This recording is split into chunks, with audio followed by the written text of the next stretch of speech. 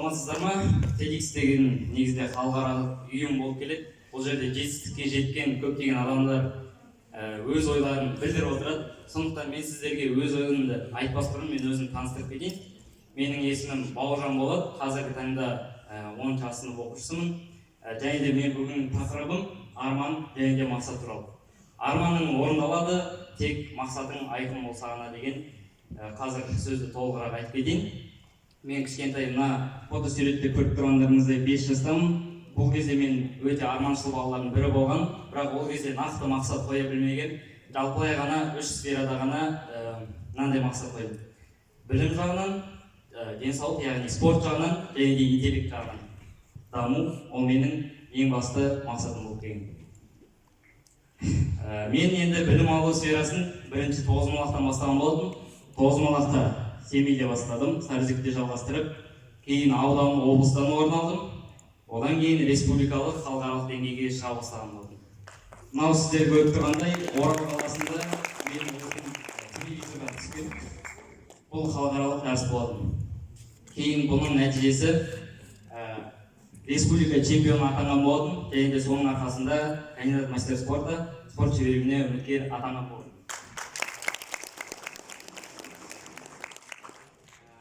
Бұның бәрін неге айтып отырмын, яғни бұл тек қана жайдан жай келе жатқан зат емес, бұған көп уақыт талап етіледі, және де еңбекқорлық талап етіледі.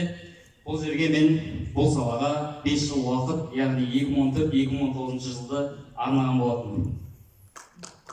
Яғни менің бір күшті түйген ойым бар, кез келген салада профессионал болу үшін, оған сен минимум дегенде 10 сағат уақытыңды арнауың қажет екен. Және де мен тек қана осы Тоғызқұмалақта ғана интеллектуалды тоқтатып болмай, соған қосымша сала ретінде арифметика саласын қарастырдым да, одан мен бірден халықаралық дәрежеде бірінші орын алғам. Себебі Тоғызқұмалақ және де арифметика бірге сәйкес болғаннан кейін, осы арифметикада да есеп, анада да есеп, екеуін бірге алып жүре алдым. Келесі спорт түрі, жаңағы мен интеллектуалды танысым. Енді мен денсаулығымды жақсартуға және де өзімді спорт шынықтыруға қатысқан болатын. Ол қоян қолтық шайқас деп аталады.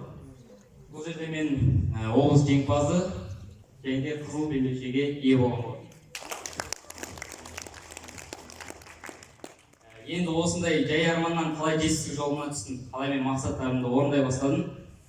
Мен ең біріншіден білім алу керек, кез келген жерден мүмкіншіліктерді қарай біліп, әр жерден дұрыс білімді алу керек, және де оны практикадан өткізу керек. Кейін сол практикадан өткізгеннен кейін мен толық білімді өзім бойыма сіңіріп алғаннан кейін, мен Сарыөзек ауылына көшкен кезде 6 сыныптар арасында кадет классын жинап отқан, жетістікке жеткен адамдардың ішінен осындай класс құрған болатын. Және де сол класстың ішінен мені командир ретінде сайлаған болатын. Себебі мен өзім кішкентай кезімнен бері осындай командирлікке, немесе осындай әскери қызметтерге тұрғым келген. Содан өзімнің бірнеше мүмкіншіліктерді әкем военный болғаннан кейін, сол военный әкемнен мен қалай маршрут жүру керек, және де оны қалай істеу керек, соның бәрін білімді тоқып алып, сол жерде өзімді көрсете білген болды. Және де ауданда өзіміздің ауылымызда көптеген маршруттарды жасап, физикалық тұрғыдан және де интеллектуалдық тұрғыдан көптеген дайындалған болатынбыз. Содан кейін біз бірнеше аудандық, облыстық жарыстарға шықтық та, бас жүлделерді бірінші, екінші, үшінші орындарға ие болдық. Кейін мен осы полковник ауданның әскери полиция бөлімінің басшысы болған. Сол кезде маған осындай батыр шапағаты Бауыржан деген медалін сыйлаған болатын. Енді бұдан алған ең басты нәтижем, ол 7 сыныпта ресми түрде командир атандым. Кәдімгідей уже печать қойып, өзімді командир ретінде санайсың. 8 сыныпта генерал-лейтенант Бақытжан Ертаев атындағы кадет сыныбы болып аталдық. Осындай ан жерде мен оқыдым. 2018 жылы Талдықорған қаласында мен мынандай жаңалықты естіген болдым. Алматы облысы әкімінің жастар сыйлығы көшбасшы 2018. Ол өздеріңіз білесіздер, әр облыста өткізілетін болған ең үздік жарыстарды жинаған арқасында сондай жарыс ұйымдастырды да әкімшіліктер өздері ең үздік жарыстарды облыс бойынша таңдап алады екен. Мен бағанадан бері айтып келген өзімнің қай облыста болса да жетістіктерімді бір документке жинадым да, осы көшбасшы 2018-ге документін беріп, Амандық Аббасұлы Баталовтан осындай сыйлыққа ие болдым.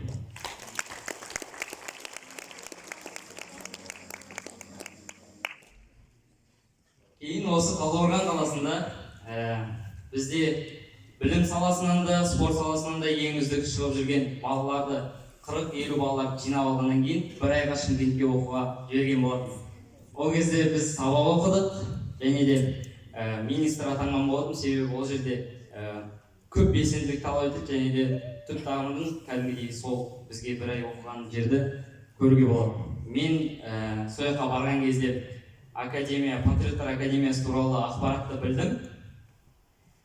Содан кейін сол ақпаратты білгеннен кейін қалай дайындалу керек және де оған қалай түсу керек екенін білдім. Яғни 250 бала болған, сол бір ай оқу жерінде оның 40 баласын тестке алған болатын.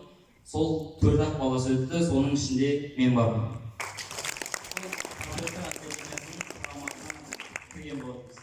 Ол түгел республика бойынша жүргізілді. Және де мен тек осындай жетістіктермен тоқтай қоймай, жазда 2019 жылы білімді тек кітаптан немесе тағы да басқа жерлерден алып қана қоймай, мастер-класстарға да қатыстым. Және де интернет желісін қолдана білген. Содан кейін Ахметбек Нұрсиланың мастер-классына қатыстым. Оның маған тематикасы қатты ұнағаннан кейін бірден курсына жазылып кеттім. Ол жерде қазіргі маркетинг құралдары, тайм-менеджмент, SMM, видео түсіру, сайт жасау, чат-бот жасау, және де Ахметбек ағаның ең басты идеясы ол Алаш идеясын құптаған болатын. Бұл жерде біздің Қазақстан тарихымыздың негізгі түп тамырын сол жайлы білім ала бастадым. Мен оны алдында білмеген. Және де медитация құралым, ол өте қатты қажет санын программалауға. Ал ең басты адамгершілік, және тағы да басқа білім алуым. Қазір мен Ахметбек Нұрсила тікелей ұстазым болып келеді. Соның қатарында, шәкірттердің қатарында бармын.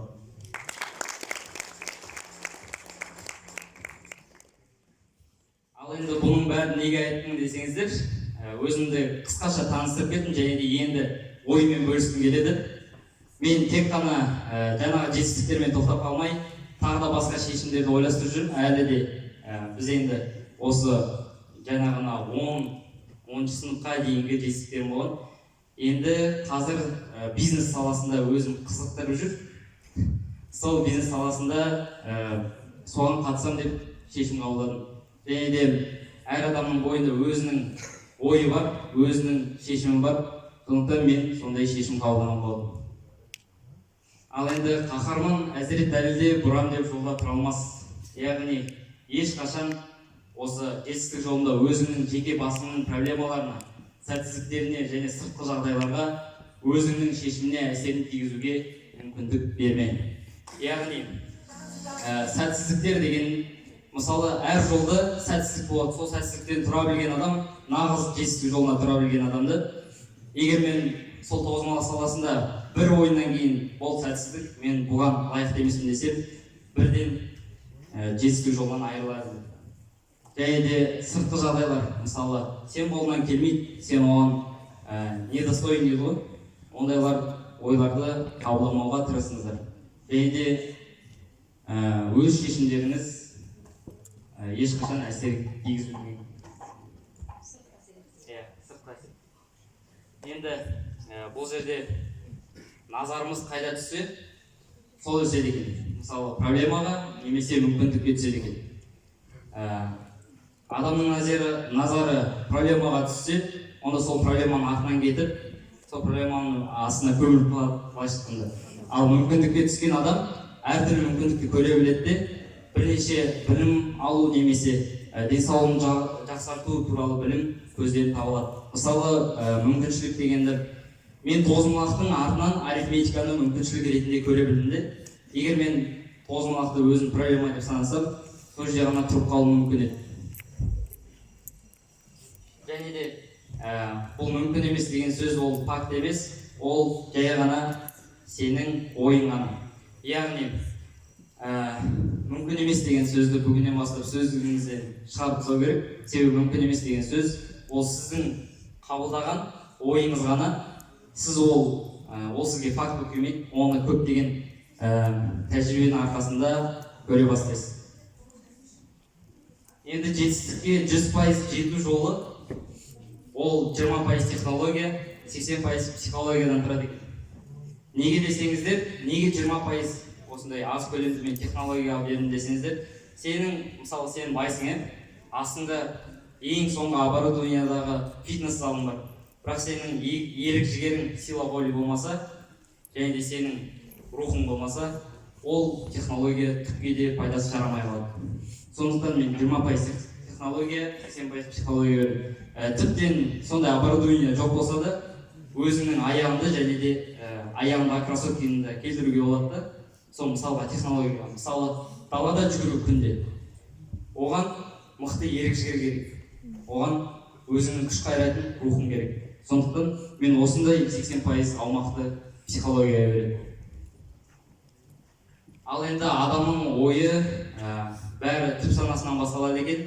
Жаман ой сіздерге кері эмоция алып келеді, сол кері эмоцияны сезесіздер, және де ол кейін сырқатқа, кедейлікке, сорлы өмірге апарады екен.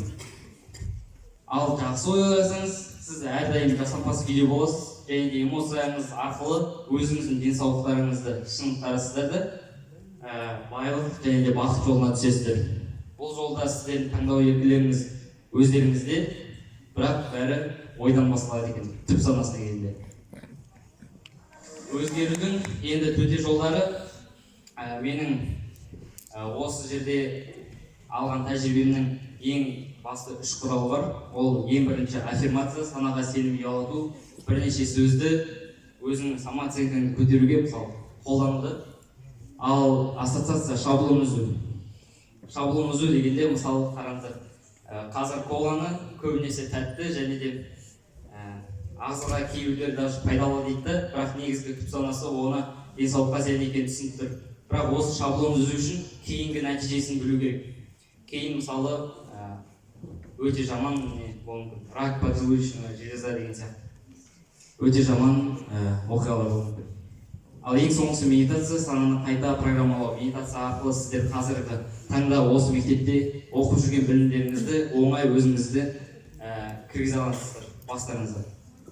Және де медитация арқылы көптеген жаңа білім және де бір нәрсеге өздеріңіз назар аударуға үйренесіздер. Ал енді бүгінгі айтқан лекциямда және де қорытындылай келейін. Бұл жетістігімнің және де бұл ойым түйгені, ол менің тәжірибемнің бір бөлігі болса, кейінгі тәжірибе ол Тони Роббинс, Ахметбек Нұрсила, Қуаныш Шонбай, Аманжол Есмендиев сияқты ұстаздарынан оқыған білімім болып келеді. Бұл жерде кітап және де мастер-класс болып келеді, көбінесе және де челлендждер бар. Бұл жерде қорытынды айта келетін, ол барлығы тек өз қолыңда, өзіңе сен өзіңді алып шығар, қайратың мен ақылың екі жақтап деп айта кеткен сияқты.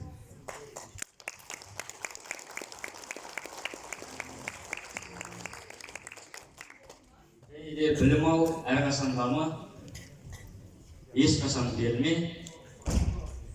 Тағы бір мақал бар, сен сылтауды жоясың, не сылтау сені жояды деген.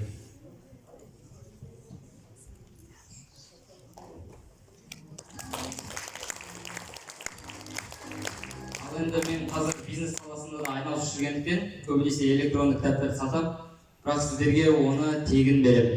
Ең бірінші кітап ол екінші жолма кітап, екіншісі «Богатый папа, бедный папа», үшіншісі «Магия утра» деген кітап, төртінші «От хорошего к великому», бесіншісі «В этом году я» деген кітапты сіздерге сыйлыққа тегін беремін.